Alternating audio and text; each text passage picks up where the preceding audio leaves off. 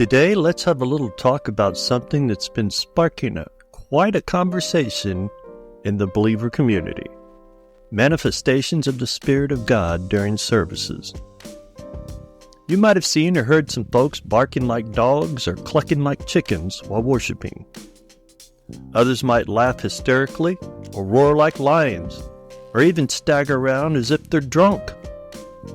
And all of this is claimed to be genuine manifestations of the Spirit of God.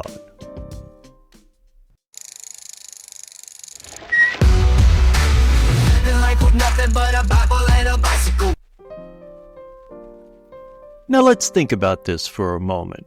The Spirit of God reflects the mind and power of God. So what's the connection between clucking like a chicken and the God who created the universe, animals, and all of us? It's a pretty big leap, right? On the flip side, I've heard people argue that if you can't see the value of speaking in tongues for deeper communication with God, you might not be the best spiritual guide.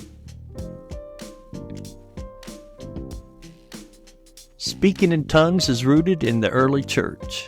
In Mark 16, Yeshua even predicted that it would happen. Let's look at Mark 16, verses 16 and 17, where he tells the apostles, "He who believes and is baptized will be saved, but he who does not believe will be condemned. And these signs will accompany those who believe. In my name they will cast out demons, and they will speak with new tongues." The word new here suggests that they were going to speak in languages unfamiliar to them, not languages that never existed before. Think of it this way. If I say Chinese is new to me, I mean I can't speak or understand it, but I know it exists. Spanish, on the other hand, isn't new to me, because I understand bits of it. In Acts, chapter 2, verses 1 through 4, when the day of Pentecost came, the apostles were all together in one place. Suddenly a sound like a mighty wind filled the house, and they began speaking in one another's tongues as the Spirit of God enabled them. This was the beginning of the New Testament church, marked by signs, including speaking in tongues. In fact, in verses 6 through 8, we see how the crowd was amazed because they heard the apostles speaking in their own languages. They were all familiar languages, not the barking or clucking we see in some places today. If we move to Revelation 17, verse 15, we read, "The waters which you saw, where the horse sits, are peoples and multitudes and nations and tongues."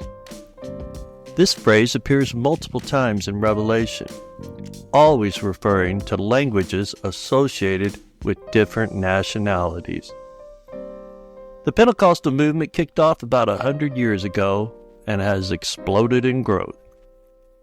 So I have to ask, are the barking and clucking or roaring that we see associated with the evangelical Pentecostal movement spoken by any known people? It's worth considering.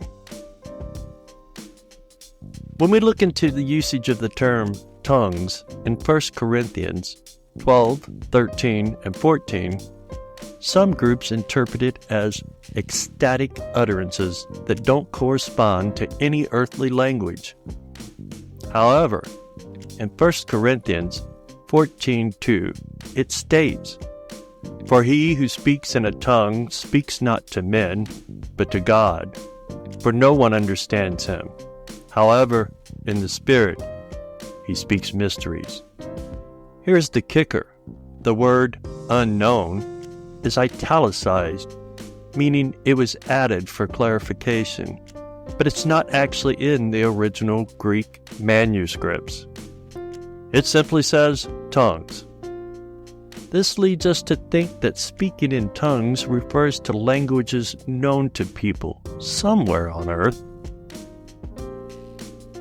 Paul emphasizes that speaking should be intelligible in 1 Corinthians chapter 14, verse 9, saying, "Unless you utter by the tongue words easy to be understood, how will it be known what is spoken? For you will be speaking into the air."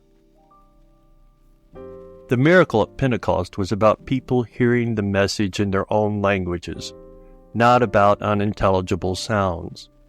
Speaking in tongues was meant to convey the gospel message effectively. Let's not forget, Yeshua performed signs with purpose. In John chapter 20, verses 30 through 31, it's clear that these signs were meant to lead people to belief in him. Similarly, in John chapter 2, verse 11, Yeshua's first miracle was a sign to manifest his glory and lead his disciples to faith.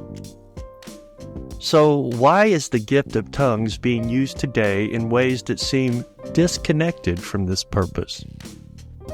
1 Corinthians 14:22 states, "Therefore tongues are for a sign, not to those who believe, but to those who do not believe." If these manifestations are happening within gatherings of believers, they miss the point. In Corinth, there was a misuse of the gift, leading to disorder and confusion. In 1 Corinthians 14 and 20, Paul encourages maturity and understanding. "Brethren, do not be children in understanding, and malice be infants, but understanding be mature." It seems some were showing off their gifts instead of using them to build up the body of believers. Paul's letter serves as a reminder that these gifts should promote unity, not division.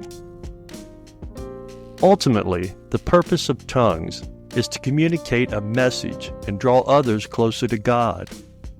If it becomes a performance for personal glory or confusion, we have to question its validity. And as the Bible has become widely available, translated in over 1,200 languages, let's remember that the Spirit of God uses us toward understanding His Word, not into baffling sounds or behaviors. In 1 Corinthians 13 and 11, Paul reminds us, "When I was a child, I spoke as a child, but when I became a man, I put away childish things." So perhaps it's time for us to reflect on what true manifestations of the Spirit look like in our gatherings today. Thank you for joining me in this discussion. Let's keep exploring, growing, and understanding. Till next time, Shalom, Shalom.